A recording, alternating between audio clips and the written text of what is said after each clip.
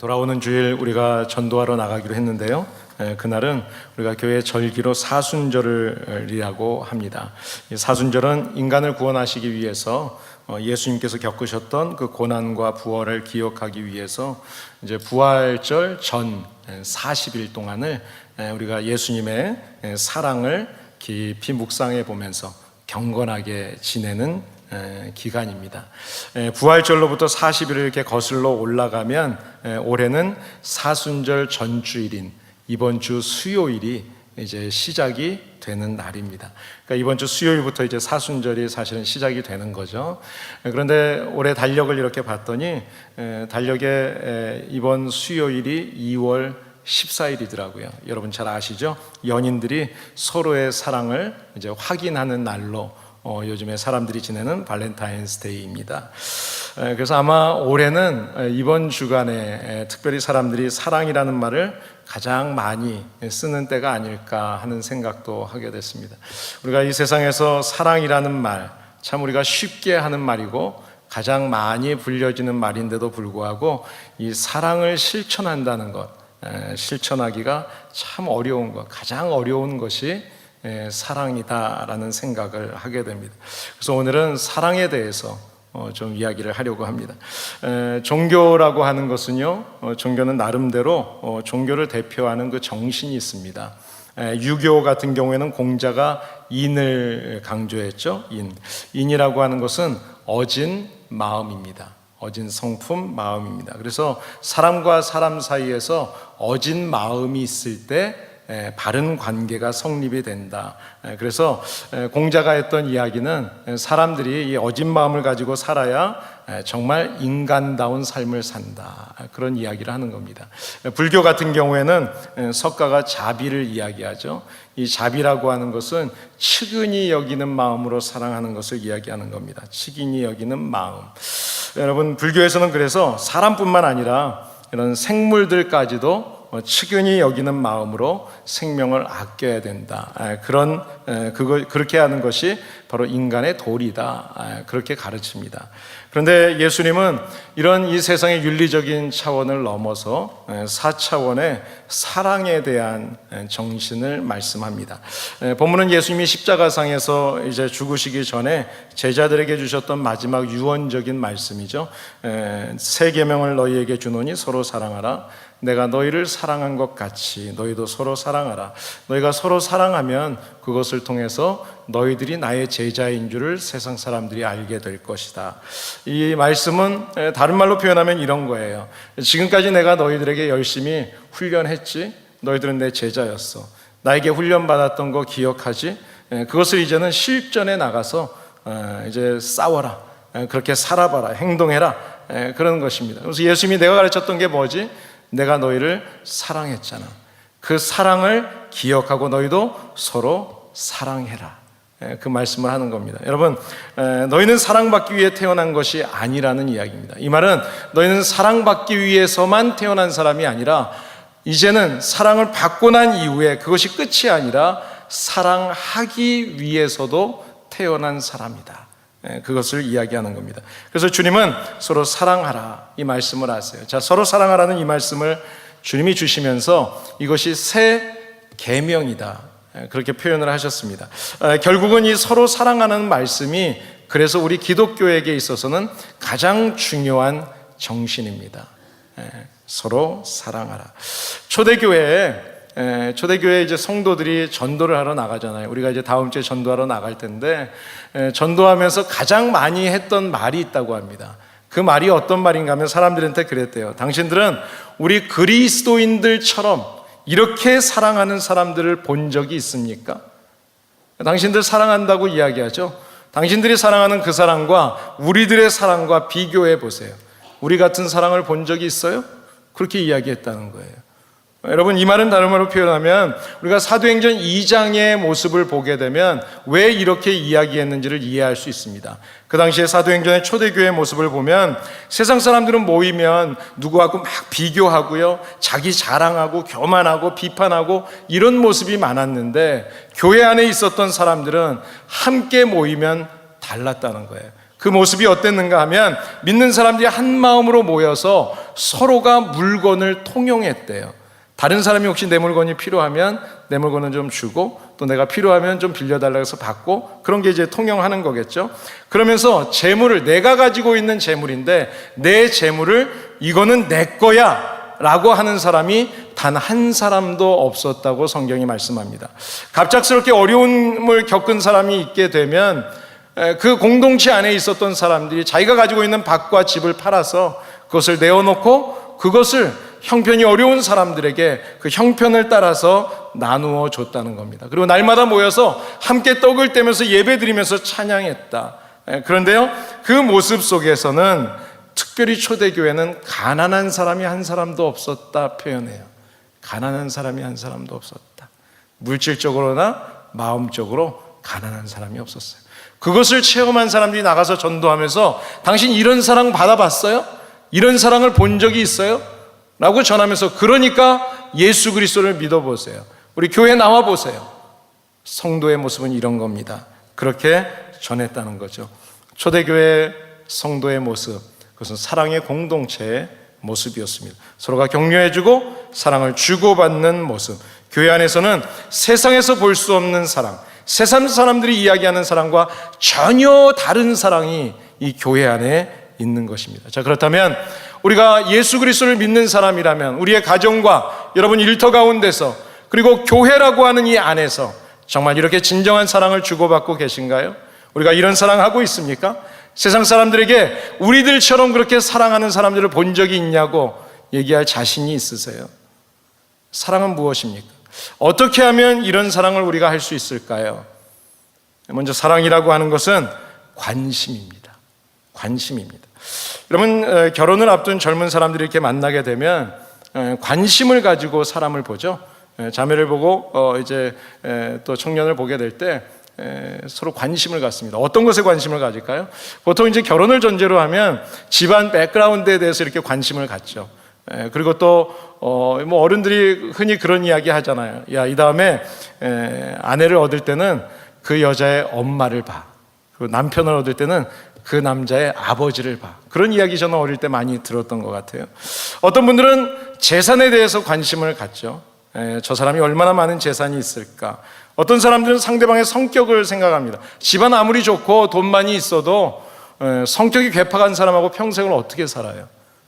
그러니까 성격을 이렇게 보게 되는 거죠.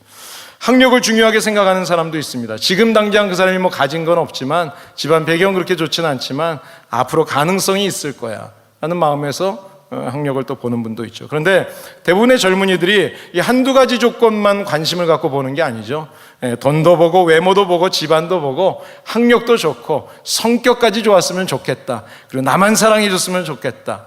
그런데 세월이 흐르고 이제 백마탄 왕자도 백설공주도 없다는 걸 시간이 흐르면서 이제 깨닫게 되는 거죠. 우리가 사람은 관심을 가지는 것이 많이 있습니다. 뭐 젊을 때는 결혼에 대해서 관심을 갖겠지만, 어떤 분들은 대화하다 보면 정치에 관심이 많은 분들이 있고요. 어떤 분들은 경제에 관심이 많아서 세계적인 어떤 이런 경제 흐름을 줄줄이 이렇게 헤아리는 그런 분들도 있습니다. 여러분, 사랑이라고 하는 것은 먼저 관심을 가져야 됩니다. 관심입니다. 사랑이라고 하는 것은 상대방에게 관심을 갖는 마음이 있을 때 사랑할 수 있는 것입니다. 여러분, 사랑하기 때문에 관심을 갖게 되죠. 내가 너희를 사랑한 것 같이, 예수님이 지금 오늘 말씀하시는 내가 너희를 사랑한 것 같이, 이 말은 예수님이 너희들을 그렇게 사랑한 것처럼 이 관심을 이야기하는 거예요. 예수님의 관심, 우리를 사랑하셔서 하늘 보좌를 버리시고 이 땅에 내려오셨던 예수님의 사랑, 우리를 바라보시는 관심. 그러면 여러분, 사랑의 반대 개념은 뭘까요? 사랑의 반대. 그럼 쉽게 생각하는 게 미움 같은 걸 이렇게 생각을 많이 하죠. 미움일까요? 개념적으로 보면 사랑의 반대는 무관심입니다. 무관심입니다. 여러분, 사람이 미워하고 증오한다, 미워한다, 이런 표현도요, 관심이 있으니까 미워하는 거죠. 관심이 없으면 미워할 필요도 없어요. 관심이 있으니까 포기하지 않고 미워하는 거예요. 무관심한 마음 속에는 그 존재 자체가 이미 없기 때문에 상관이 없는 거죠. 그러니까 이 무관심한 마음이라고 하는 게 무서운 것입니다. 그런데 하나님은 하나님의 성품에 대해서 하나님이 이야기하시면서 나는 이런 분이다라고 이야기하시는 중에 하나님의 표현에 이런 표현이 있습니다. 하나님은 질투하시는 하나님이시다. 그럼 질투한다는 건 뭐죠? 사랑하니까 질투하는 거예요. 사랑하지 않으면 질투할 필요가 없죠. 그러니까 내가 질투하는 하나님이라는 것은 너무너무 사랑한다는 표현을 이야기하는 거예요. 너무너무 사랑하니까 질투하는 거예요. 그런데 그 하나님이 만약에 무관심해 버리신다면 그러면 그것은 저주입니다. 우리가 쉽게 생각하면 부모님이 이렇게 자녀들을 사랑할 때 가끔 야단도 치고 매도 들기도 하고 막 그러죠. 왜 그래요? 관심이 있으니까. 그 자녀가 잘 되도록 하기 위해서 잔소리도 하고 큰 소리도 치고 화도 내는 거죠. 그런데 하다 해도 안 돼. 저 자식은 도저히 자신이 없어. 그럼 무슨 마음이 들어요? 네 마음대로 해. 네 마음대로 해봐. 내가 관심 끊겠다는 거예요. 사랑을 포기하겠다는 이야기죠. 지난 주간에 새벽 말씀을 묵상하는 중에 제가 가장 좋아하는 말씀을 묵상했습니다. 스바냐서 3장 17절의 말씀입니다. 제가 중학교 3학년 때 이 말씀을 묵상하면서 주님을 영접했어요. 너무너무 감사해요. 모태 신앙이지만 제가 말씀을 묵상하는 중에 하나님이 나를 얼마나 사랑하시는지. 너희 하나님 여호와가 너희 가운데 계시니 그는 구원을 베푸실 전능자시라. 우리 말씀을 한번 같이 그 뒤에를 같이 읽는데요. 성경 좀 비춰주시겠어요? 너라는 것을 나라고 한번 해서 같이 읽어보겠습니다. 시작. 그가 나로 인하여 기쁨을 이기지 못하여 하시며 나를 잠잠히 사랑하시며 나로 인하여 즐거이 부르며 기뻐하시리라. 하나님은 많고 많은 사람들 중에서 나를 특별한 관심을 가지고 나를 잠잠히 사랑하시고 나를 보면서 기쁨을 이기지 못하시고 즐거워서 노래까지 부르신다. 그러면 많고 많은 사람 중에 우리를 그렇게 사랑하십니다. 그런 관심을 가지고 사랑하십니다. 하나님 우리에게 이런 관심을 가지는 것처럼 저와 여러분들이 오늘 이후에 서로를 바라보는, 가정에서, 일터에서, 교회에서 서로를 바라보는 그 관심이 하나님의 관심을 가지고 서로 사랑하시기를 예수님의 이름으로 축복합니다. 두 번째로요, 사랑은 이해하는 것입니다. 상대방을 이해하면, 이렇게 관심을 갖고 이해하기 시작하면 더 깊은 사랑을 할 수 있습니다. 여러분, 영어로 이해한다는 말이 understand라는 단어죠. 이 understand라는 단어는 두 단어가 합쳐진 단어입니다. understand. 다시 말하면 내려가서, 직접 그곳에 내려가서 서서 보는 거예요. 이 말은 한국말로 다른 말을 표현한다면 공감이라는 말로 표현할 수 있을 것입니다. 사랑이라고 하는 것은 이질감이 아니라 동질감을 갖는 것입니다. 내 머리로 동의하는 것이 아니라 내 가슴으로 공감하는 거예요. 이것이 하나님이 말씀하시는 사랑이에요. 오 헨리라는 분이 단편 소설을 많이 썼는데 그분이 쓴 단편 소설 중에 강도와 신경통이라는 소설이 있어요. 근데 그 내용은 이런 거예요. 이제 어느 날 강도가 집에 이제 침입을 했어요. 근데 이 강도가 왔는데 부스럭부스럭 이런 소리가 나니까 잠결에 깬 거예요. 깨서 나갔는데 이 강도가 갑자기 총을 들이대는 겁니다. 그리고 꼼짝마! 그러더니 두 손 들어! 라고 이야기했어요. 여러분, 이야기 들으면 어떻게 했어요? 당장 두 손 들어야죠. 근데 두 손을 딱 들려고 그러는데 이 사람이 왼손은 올라가는데 오른손은 안 올라가는 거예요.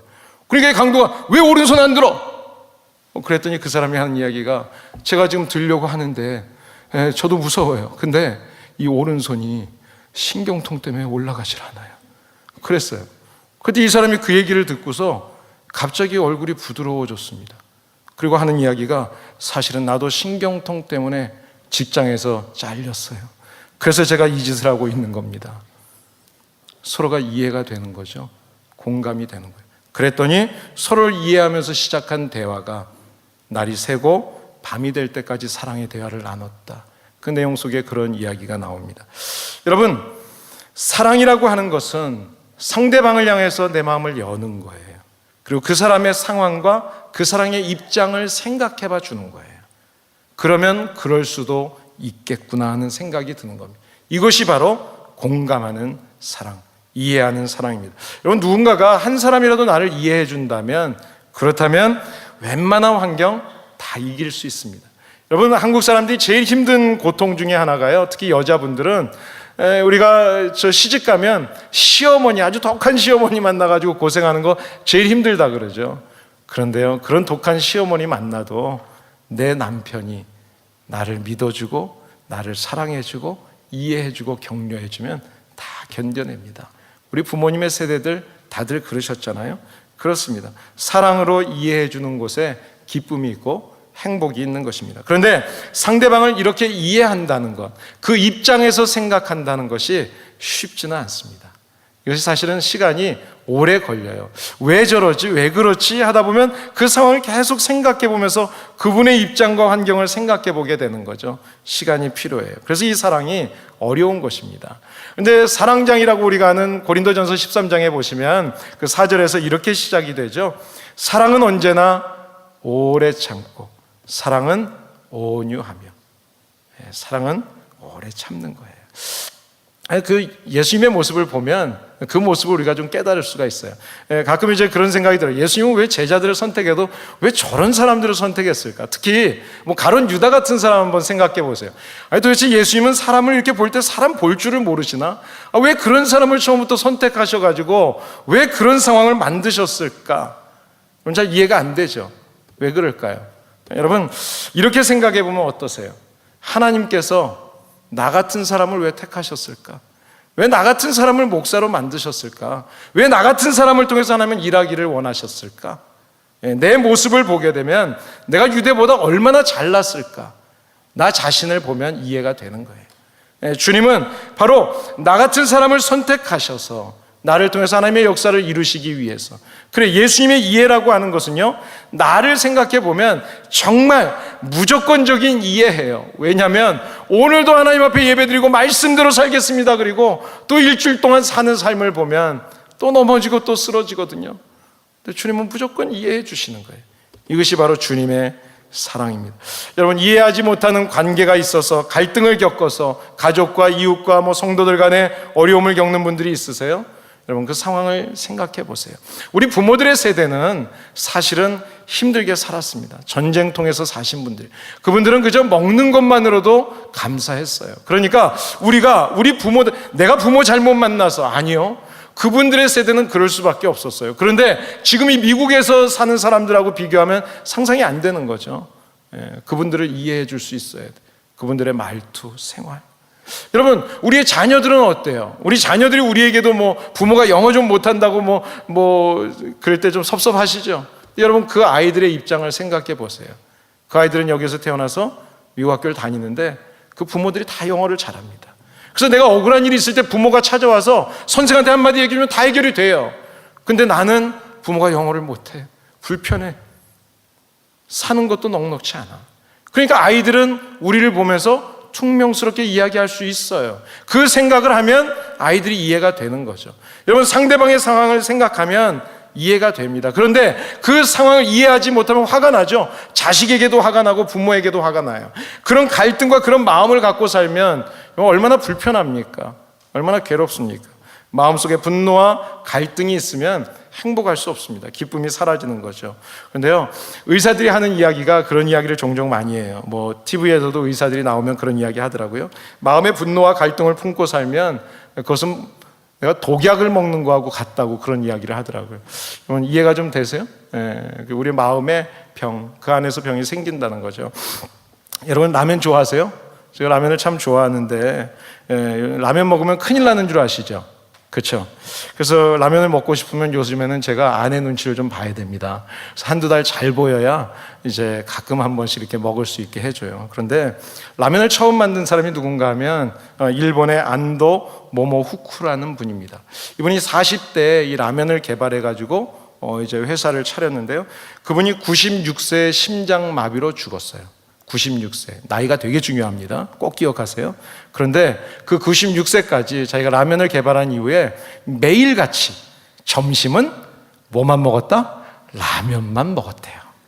여러분, 제 아내에게 가끔 좀 먹여주라고 이야기도 해주시고. 그분이 평생을 이렇게 라면을 먹으면서도 장수할 수 있었던 이유가 무엇인가 물어봤는데요. 그분이 이렇게 이야기했습니다. 내 마음의 평안이 있었기 때문에 나는 지금까지 장수했습니다. 프랑스의 잔 칼망이라는 분은 122세까지 살았는데요. 그분이 장수한 비결을 물어봤더니 그분은 이렇게 이야기했습니다. 저는 늘 웃기고 웃으면서 삽니다. 유머 감각.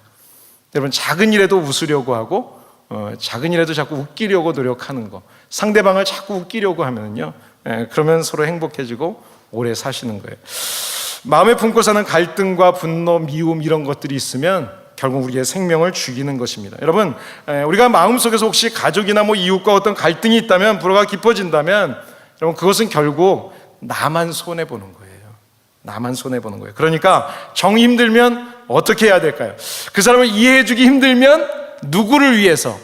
나를 위해서. 상대방이 아니라 나를 위해서라도 좀 이해해 보려고 노력해 보시기 바랍니다. 서로가 사랑한다는 것, 이것은 상대방을 위해서 이해해주고 또 사랑하는 것이지만, 상대가 그것을 이해를 못한다면 나를 위해서, 그러니까 상대를 위해서도 나를 위해서도 서로 이해해주면서 사랑하는 것, 이것이 서로 사랑하는 것입니다. 저와 여러분들의 삶 속에서 이렇게 서로 이해해주는 사랑이 풍성하게 되기를 예수님의 이름으로 축복합니다. 자, 세 번째로 사랑하는 것은요, 미워하지 않는 것입니다. 미워하지 않는 것. 고린도전서 13장의 말씀을 쭉 보시면, 사랑은 시기하지 않고 자랑하지 않고 교만하지 않고 무례히 행하지 않고 자기의 유익을 구하지 않고 성내지 않고 악한 것을 생각하지 않고 불의를 기뻐하지 않는다. 지금 성경에 나오죠. 그런데 여러분, 이런 생각은 사실은 미워하게 만드는 생각이에요. 그러니까 이런 생각을 하지 않으면 행복하고 사랑할 수 있다는 것입니다. 여러분, 혹시 싫어하는 사람이 좀 많이 있으세요? 아니면 이렇게 사람이 이렇게 만나는데 조금 기피하는 그런 좀 현상이 좀 있으십니까? 여러분, 그렇다면 사람을 피하지 않고 좀 가까이 하려고 노력해 보세요. 조금 피하지 않고 조금 가까이 접근하다 보면 사랑할 수 있는 찬스가 있는 거죠. 여러분, 쉽게 생각해서 내가 싫어요. 싫어하지만 않으면 그래도 언젠가는 사랑할 수 있는 기회를 줍니다. 내가 멀리하지만 않으면 언젠가 만나다 보면 또 사랑하게 되는 관계가 될 수 있는 것입니다. 사회적으로는 성공했는데 이렇게 사랑에는 실패한 분들을 참 많이 봐요. 특히 정치인들 중에서 그런 것도 많이 보죠. 우리나라 정치가 요즘에 완전히 양극화가 되어서 이거는 그냥 서로가 그냥 적대시하는 극단적인 상황이 와서 참으로 안타깝죠. 우리나라 같은 경우는 지방이 어느 지방이십니까? 물어보고 지방만 달라도 일단 선입견을 가지고 싫어하고 가까이 하지 않으려고 하잖아요. 여러분, 알베르트 슈바이처 박사가 행복해지는 3가지 방법을 이야기했어요. 행복해지기 위한 3가지 조건. 한번 스크린을 보세요. 첫 번째로, 할 일이 있어야 된다. 할 일이 있어야 된다. 스크린에 안 비춰주시죠? 두 번째, 바라는 일이 있어야 된다. 바라는 일이 있어야 된다. 세 번째는요, 중요한 겁니다. 사랑할 대상이 있어야 한다. 사랑할 대상이 있어야 한다. 여러분, 사랑할 대상이 있는 사람은 행복한 사람입니다. 사랑할 대상이 있는 사람은요, 그 사람 때문에 바라보는 게 있고요, 그 사람 때문에 할 일이 있어요. 할 일이 있어요. 사랑해야 될 대상이 없는 사람은 사실은 목적이 없이 사는 사람입니다. 목적이 없다는 것은 살아야 될 이유가 없는 거죠. 살아야 될 이유가 없는 거예요. 우리는 사랑을 받기 위해서 태어났고, 그리고 사랑하기 위해서 태어났습니다. 사실 우리가 살아가는 이 인생은요, 사랑하면서 살기도 바쁜 시간입니다. 그럼에도 불구하고 이 세상을 보면 싸우고 미워하고 등을 지고 사는데 시간 아까운 줄 모르고 사는 분들이 얼마나 많은지 몰라요. 우리의 인생은 시한부 인생입니다. 항상 기회가 있는 게 아니에요. 여러분, 지금 기회를 놓치면 평생 동안 사랑하지 못할 수도 있어요. 아니, 사랑할 시간이 지나가 버릴 수도 있습니다. 옛날에 한국에서 체육부 장관을 지냈던 이영호 씨라는 분이 있는데, 그분이 암과 투병을 하다가 이제 돌아가셨는데요. 암과 투병을 하면서 자녀들에게 쓴 편지가 있습니다. 이제 자기 인생의 마지막에 자녀들에게 주고 싶은 이야기들을 편지로 매일 썼는데, 그것이 이제 책으로 만들어져서 인생은 예행 연습이 없는 마라톤이다라는 그런 책을 냈어요. 그런데 그 자녀들에게 쓴 내용인데, 거기에 내용 중에 이런 이야기가 있습니다. 얘들아, 인생은 너무나 짧다. 인생은 너무 짧아. 사랑할 시간도 없는데, 사랑할 시간도 없는데 미워하고 속이고 헐뜯을 시간이 어디 있니? 돈이나 권력이나 명예, 이것을 추구하는 것은 인생의 낭비야. 여러분, 자녀들에게 이런 이야기 해주고 싶지 않으세요? 여러분, 사랑할 시간이 많지 않습니다. 그런데 우리는 사랑보다 남을 속이고 남의 소중한 것을 빼앗고 그리고 다른 사람에게 아픔과 상처를 주면서 사는 사람들이 참 많습니다. 사랑할 시간도 짧은데, 사랑할 시간이 얼마 남지 않았는데 서로 미워하지 말고 서로 마음껏 이해하면서 사랑하시기를 예수님의 이름으로 축복합니다. 마지막으로, 사랑은 주는 것입니다. 사랑은 주는 것입니다. 여러분, 사랑을 이렇게 크게 두 가지로 구별할 수 있죠. 우리가 흔히 잘 알고 있는 이야기인데, 에로스의 사랑과 아가페의 사랑입니다.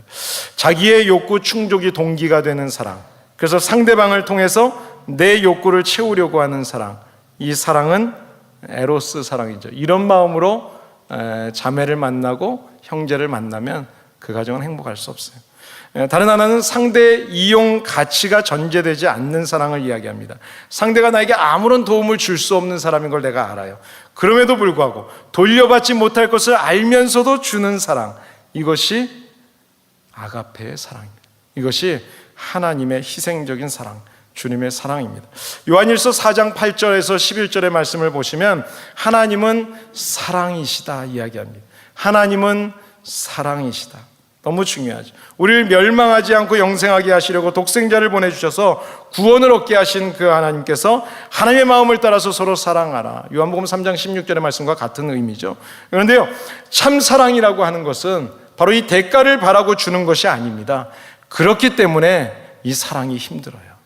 그렇기 때문에 이렇게 사랑하는 것이 어려운 것입니다. 여러분, 하나님이 우리에게 말씀하시는 사랑은요, 그냥 주는 사랑이에요. 말로만 하는 사랑이 아니라 행동으로 실천하는 사랑이에요. 여러분, 마음속에만 머물러 있는 사랑이 아니라 내 주머니를 털어서 선교하고 나누어주고 베풀어주는 사랑이에요. 하나님의 사랑은 그런 사랑입니다. 예수님이 사랑이신 하나님의 마음을 따라서 이 세상의 모든 문제들을 만날 때마다 예수님은요, 다 사랑으로 푸세요. 사랑으로 푸세요. 예수님의 행적을 여러분이 보시면 다 사랑이구나, 그것을 알 수 있습니다. 예를 들어서 예수님 당시의 종교 지도층이었던 바리새인들과 예수님의 근본적인 차이가 있습니다. 뭔가 하면 율법은 있는데 그 사람들은 사랑이 없어요. 남을 정죄하고 판단하고 비판할 줄만 알아요. 그런데 예수님은 달랐습니다. 예수님은 모든 것을 사랑으로 해결해 내셨습니다. 가늠하다 현장에서 잡힌 여인이 있었습니다. 그 여인에 대해서 즉결 처형을 하라고 이 바리새인들이 목소리를 막 높이죠. 하나님께서 한마디로 그냥 물리쳐 버리시고 그 다음에 그 여인에게 한 이야기가 있습니다. 수치와 고통 속에 있는 그 여인에게 나도 너를 정죄하지 않는다. 그러니 앞으로 가서는 잘 살아. 나도 너를 정죄하지 않아. 그 말에 그 여인은 회복이 되고 치유가 되는 거예요. 성경의 주경가 중에 이제 베이커라는 분이 있는데 그분이 사랑이라는 표현을, 이런 표현을 참 좋은 표현이라는 생각이 들어요. 사랑이란 그리스도인들의 배지다. 여러분, 군인들은 여기에 이렇게 완장 같은 걸 이렇게 차고 다니면서 군인이라는 걸 보여주죠. 우리가 회사에 들어가면 옛날에는 이렇게 큰 회사, 뭐 대형 이런 회사에 들어가면 배지를 줬습니다. 그래서 옛날에 뭐 삼성, 뭐 금성 그런 그 배지를 딱 달고 자랑스럽게 다니죠. 우리가 사랑한다는 것은 나는 그리스도인입니다 라는 것을 배지처럼 보여주는 증거가 된다는 이야기입니다. 여러분, 하나님의 본성은 사랑이에요. 예수님은 사랑이에요. 나는 사랑이다. 하나님이 우리를 사랑하시기 때문에 우리도 마땅히 서로 사랑해야 된다고 말씀합니다. 이 말은 다른 말로 표현하면 사랑은 옵션이 아니라는 거예요. 사랑은 반드시 해야 하는, 그리스도인이라면 반드시 해야 하는 사명입니다. 우리 교회 선교사님들을 위해서, 선교사님들 우리가 각자가 지정해서 헌금을 하지만 우리가 한 달에 한 번씩 여러분들이 헌금을 좀 하시라고 봉투를 나눠드렸습니다. 그 이유는 우리 하나로 커뮤니티 교회 성도들이라면 모두가 다 선교에 동참해야 됩니다. 그래서 우리가 파송한 선교사님들만큼은 책임져야죠. 책임져야죠. 주님은 우리에게 분명히 이야기합니다. 죽으시기 전에 제자들에게 마지막으로 분부하신 말씀, 내가 새 생명을 너희에게 주노니 너희는 서로 사랑하라. 내가 너희를 사랑한 것처럼 너희도 서로 사랑하라. 이렇게 할 때 너희들이 내 제자라는 것을 사람들이 인정해 준다. 그래요. 사랑을 받는 것 참 행복합니다. 누군가가 사랑합니다 그러면 참 행복해요. 그렇죠? 그런데 사랑을 줄 때도 행복해요. 아침이 되면 우리 지아가 저에게 빵을 갖다 줘요. 저는 우리 교회에서는 이렇게 어른들이 손님 왔을 때만 아침밥 차려주시고, 저는 아침 잘 안 주시더라고요. 1층에 와서 내려와서 먹으라고. 그래서 거기서 먹는데 가끔 이제 시간이 없으면 못 내려가잖아요. 그런데 한 주도 안 빠지고 아이가 저한테 가져와서 빵을 아침을 꼭 줘요. 제가 사랑을 참 많이 받았어요.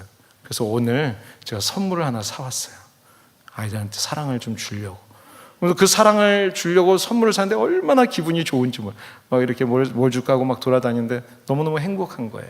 여러분, 사랑을 받을 때도 행복하지만 줄 때도 행복합니다. 사람이 사는 곳에는요 반드시 사랑이 있습니다. 사랑이 있는 곳에는 반드시 사람이 있습니다. 여러분, 그래서 사람이 있는 곳에는 반드시 사랑이 있어야만 정상이에요. 그런데 하나님의 사랑을 받은 교회 안에 이 사랑이 반드시 있어야 합니다. 그런데 세상은 메말라가고요, 요즘엔 교회조차도 서로에 대해서 관계들이 삭막해져가는 그런 모습들을 종종 보게 되죠. 소설가 중에 신달자 씨라는 분이 있는데 그분이 쓴 에세이 책 제목이 너무 쉽습니다. 미안해, 고마워, 사랑해 라는 책이에요. 제 이야기가 들으니까 좀 정감이 좀 오세요?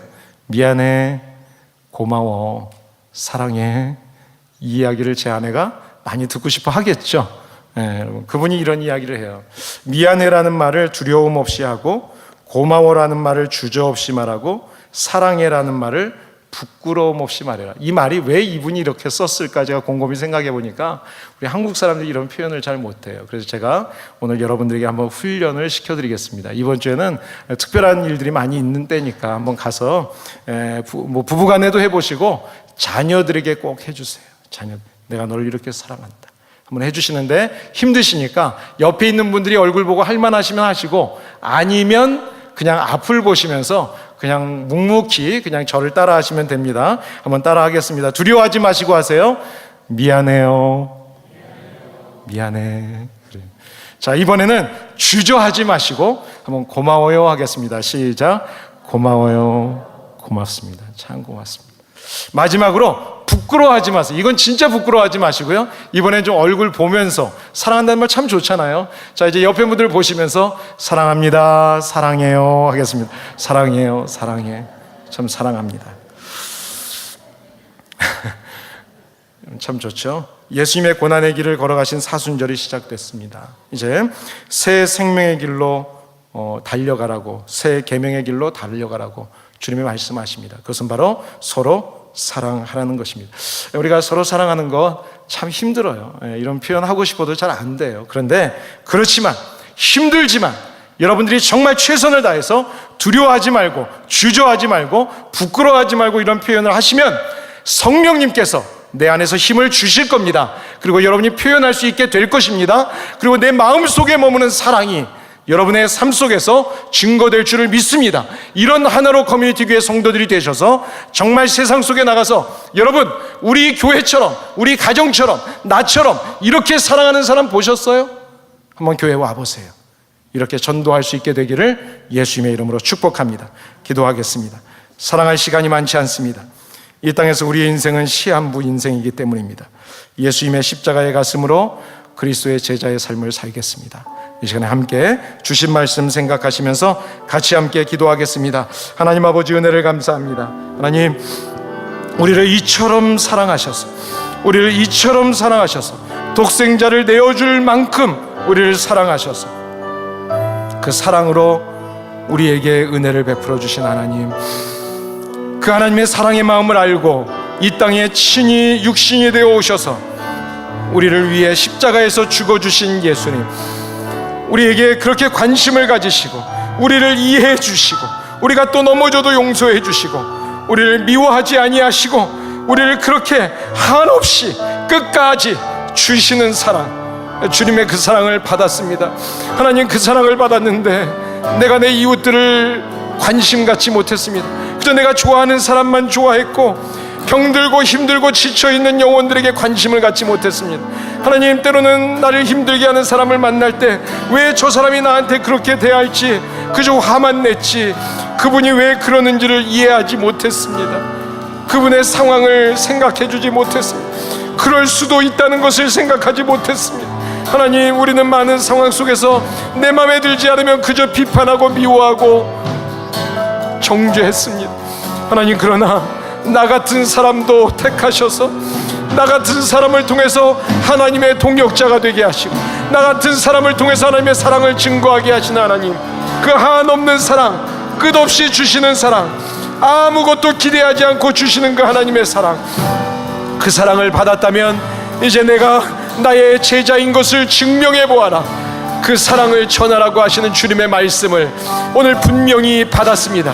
하나님, 우리 교회 안에서 먼저 서로 사랑하겠습니다. 주님의 말씀을 알고 배웠고 예수 그리스도를 믿는다는 사람인데도 아직도 내가 서로를 사랑하지 못하고 있다면 하나님, 이 안에서 예배드리는 것이 무슨 의미가 있느냐고 하나님이 말씀하셨습니다.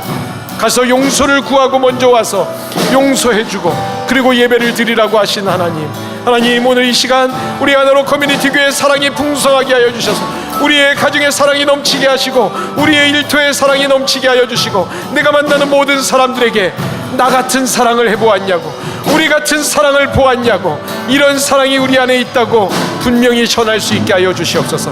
하나님, 어떤 상황 속에서도 서로에게 관심을 갖고 이해하고 서로 미워하고 정죄하지 않고 마음껏 퍼부어주는 사랑, 그 사랑으로 하나님을 기쁘시게 하게 하여 주시옵소서.